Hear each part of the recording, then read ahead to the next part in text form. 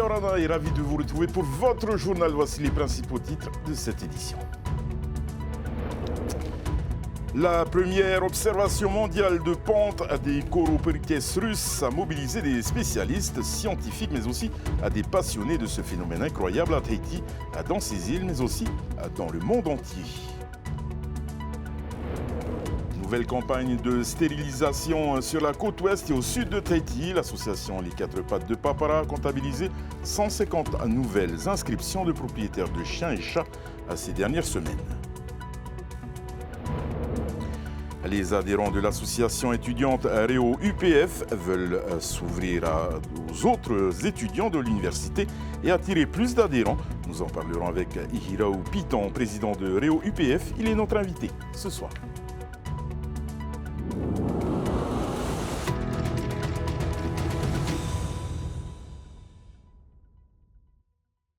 La Polynésie avait les yeux sous l'eau ce matin. La première pente synchronisée des coraux porites russes a attiré de nombreux curieux.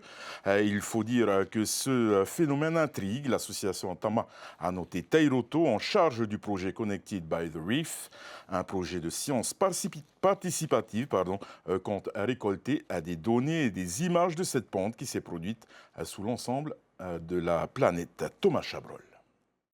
C'est à 7h10 que les colonies de porites russes ont commencé à pondre du côté de Punaoya. D'abord les mâles avec un nuage blanc significatif, suivi par la ponte des espèces femelles qui, elles, libèrent des œufs pas plus grands qu'un demi-millimètre. Dans l'eau, les participants s'intéressent au projet Connected by the Reef de l'association Tamano Te Tairoto. Elle compte récolter des données précises sur cette première ponte synchronisée de l'année dans la région du Pacifique, mais aussi de l'Asie, de l'océan Indien ou encore de la mer Rouge. 36 pays sont mobilisés et l'enjeu est important pour sensibiliser l'opinion sur la fragilité des écosystèmes marins. C'est des nouveaux coraux qui vont naître et qui vont repeupler notre récif. Donc c'est vraiment important déjà d'être conscient que ce phénomène se passe. Et ensuite voir que le corail est vivant, tu vois. Quand tu vois la pente, là tu te rends compte qu'il est vivant. Ces plongeurs, eux, visent des profondeurs plus importantes. Ils espèrent observer la ponte des coraux à 80 mètres de fond. Une première tentative a été faite en décembre dernier. Cette fois, l'équipe s'associe avec des spécialistes des travaux sous-marins. Grâce à ce ROV, ils vont tenter de découvrir ce qui n'a pas encore été observé à cette profondeur. On a un peu maximisé nos chances cette fois-ci avec l'utilisation d'un ROV qui va en fait nous permettre de maximiser notre temps de fond puisque c'est ça l'intérêt du ROV. Le plongeur va être plus mobile, mais le ROV peut rester plus longtemps à une certaine profondeur parce que il a cette autonomie-là que les plongeurs n'ont pas à cause de la saturation en azote. Au pilotage, je vais pouvoir donner le top départ aux plongeurs et leur dire ok, dans la zone des 50, la pente a commencé, vous pouvez y aller. Pour aujourd'hui, la configuration actuelle, elle me permet de descendre le robot à 100 mètres. Les porites russes n'ont pas dévoilé tout leur mystère. Ce projet de science participative à l'échelle internationale vise à informer et sensibiliser la population. Les nageurs du matin viennent aussi pour en savoir plus. C'est une chance de voir ça, tu vois pas ça partout. Ouais, c'est pour ça qu'on est venu là après pour en apprendre plus, quoi. Au Fénois, des pontes n'ont pas été observées comme prévu sur certains sites et cela intrigue. Donc qu'est-ce qui se passe? Est-ce que c'est des paramètres, des facteurs qui se passent dans l'eau qui fait que ça inhibe la pente?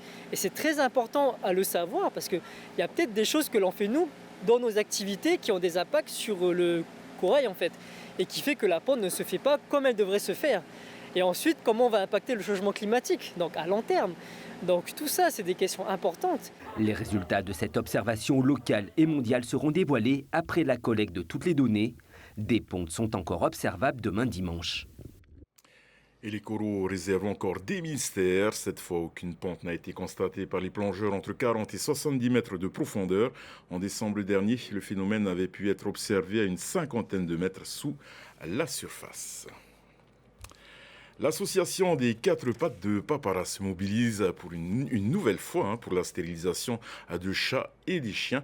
En collaboration avec les vétérinaires de la côte ouest et du sud de Tahiti, cette campagne débute sur les chapeaux de roue avec 150 nouvelles inscriptions de propriétaires d'animaux. Reportage. C'est dans la joie et la bonne humeur que Marama Bress, présidente de l'association Les Quatre Pattes de Papara, accueille le public sur le parvis d'un supermarché à De Papara. Sur place, des personnes prêtes à faire des dons pour la cause animale pour aider à gérer la situation des chiens abandonnés, mais surtout, il est question de se renseigner sur cette campagne de stérilisation qui débute avec la possibilité de s'inscrire pour que son animal soit opéré plus tard. Cette campagne va se dérouler pour les prochains mois, la première partie de l'année, en favorisant surtout et principalement aux familles avec des petits revenus pour qu'ils puissent stériliser ces animaux au plus tôt possible, bien sûr. Une campagne qui est ouverte aux chiens et aux chats. On peut faire n'importe quel chien, de n'importe quelle taille ou race. Et si les familles rentrent dans les conditions de l'association, bien sûr. J'ai entendu, on va essayer de favoriser la stérilisation en première instance des femelles, mais tous les animaux à stériliser rentrent dans la campagne. Le but de cette campagne de stérilisation consiste à lutter contre la surpopulation des chats et des chiens, en particulier des individus en divagation. On est tous d'accord qu'en Polynésie, on a un souci avec la population d'animaux en divagation. Avec ce type de campagne, on incite les gens déjà à stériliser. Ça, à un niveau particulier, il y a des avantages par rapport à la santé des animaux, à sa sécurité, mais aussi à limiter la surpopulation animale et la divagation d'animaux. Pour plus de renseignements sur cette opération, rendez-vous sur le site de l'association Les Quatre Pattes de Papara ou dans les cliniques vétérinaires de Paea, Papara et Taravao.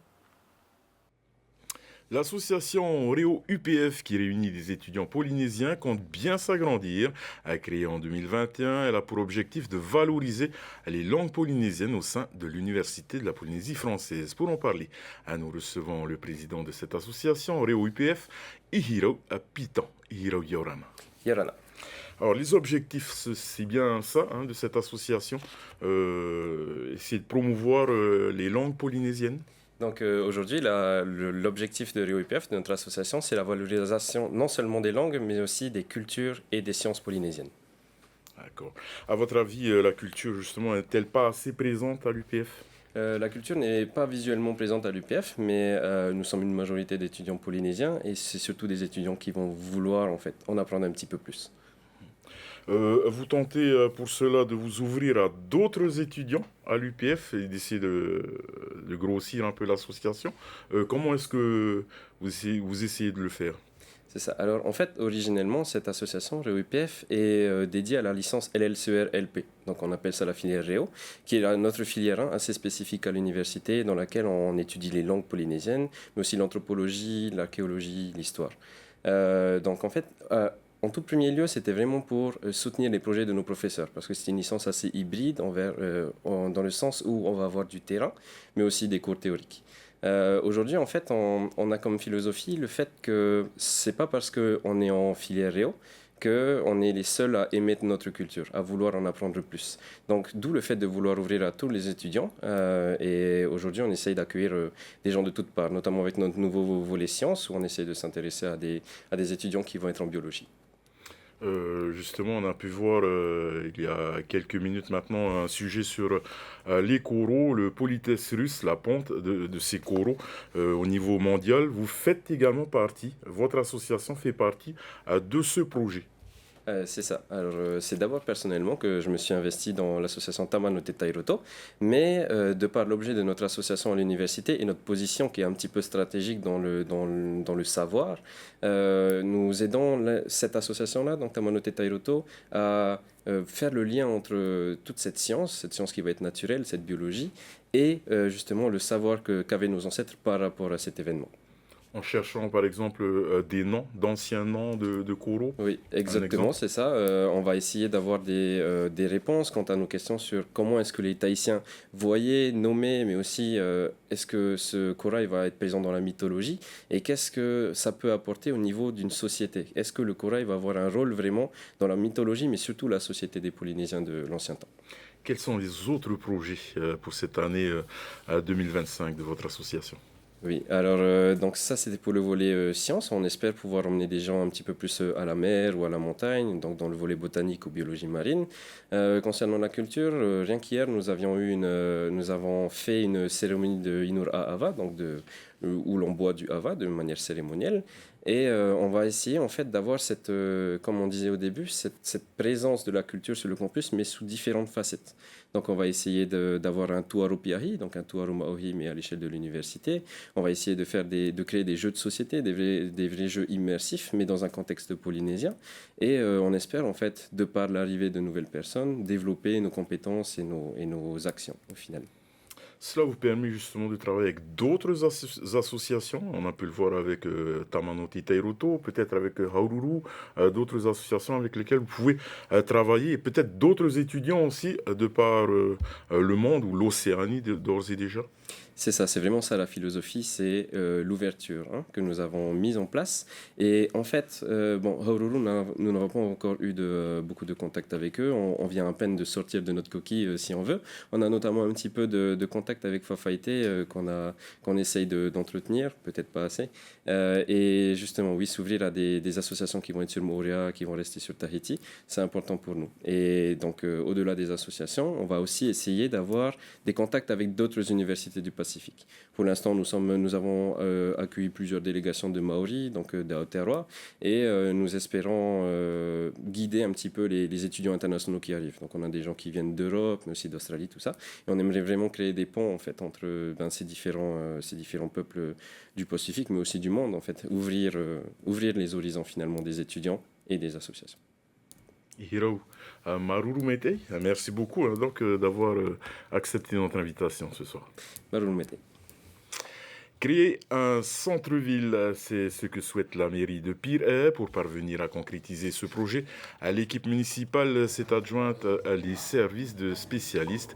Une nouvelle réunion de travail se tenait ce matin. Ce futur centre d'activité prendra forme autour du futur marché de Pirée implanté sur les anciens terrains militaires et possédés par l'État. Un chantier multiforme colossal dont les premiers coups de pioche sont espérés fin 2026-2027. On écoute Édouard Fritsch, le maire de Pirée. C'est effectivement le marché proprement dit.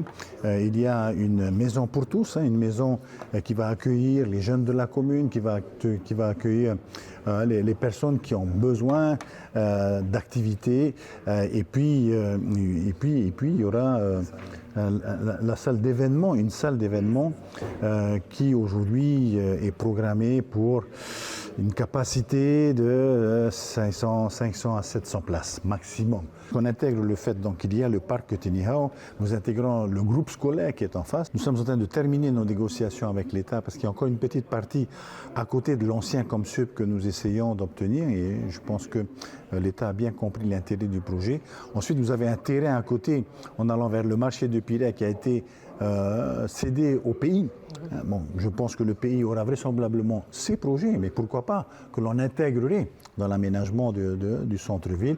Et puis après, il y a le marché de Pirée de l'autre côté. Ça, nous maîtrisons complètement ces terrains, avec un petit bout qui appartient à la famille Copendrath. Et à droite, vous avez le fameux parking où il y a les roulottes, le parking du parc Tinihau. Ça appartient à la commune. Dans les hôtels, les cocotiers font partie du décor, mais ils ne sont pas sans danger. Si une noix de coco tombe sur un touriste, le choc peut être violent. Pas le choix, il faut donc grimper régulièrement pour décocoter. À Bora Bora, ils sont à quelques spécialistes à intervenir. Teva en fait partie. Jessica Doucet. Paysagiste de formation, Teva est très souvent sollicité par les établissements hôteliers de la Perle du Pacifique pour décocoter les cocotiers des jardins. Aujourd'hui, c'est dans un petit hôtel de Matira qu'il va s'exécuter. En quoi ça consiste? Ça consiste à protéger les gens, et de 1. De 2, et c'est pour la sécurité. Et de 3, pour éliminer les oiseaux. Comme les oiseaux viennent de se nid. Après, il va faire des nids, après, c'est pas bon, quoi. Mais c'est beaucoup plus pour la sécurité des touristes. Ouais, c'est plus pour la touriste. Ouais. Perché à 15 mètres d'altitude, Teva va d'abord se mettre en sécurité. Il retire les palmes et les noix de coco. Les gestes sont rapides et précis, mais même avec l'expérience acquise, il y a tout de même certaines appréhensions. C'est haut, hein? Au moins 12 mètres les autres et jusqu'à 3 mètres les petits. C'est pas difficile? Question difficile, c'est un peu physique et juste à croire ce que tu veux faire. Il ne faut pas oublier le Seigneur, il n'y a que lui qui veut donner la force, quoi. 11 cocotiers au total ont été nettoyés avec retrait des palmes et cocos en 3 heures. Un petit chantier selon Teva, car certains peuvent atteindre la centaine de cocotiers. Nous arrivons au terme de ce journal. À votre soirée sur TTNU Télévision. Ne manquez pas votre magazine de la glisse Waves, suivi de la Star Academy. Au nom de toute l'équipe qui a préparé ce journal, merci de nous faire confiance. Excellente soirée sur TTNU Télévision et à demain, même heure. Retrouvez ce journal en replay sur notre site internet et notre application mobile TNTV.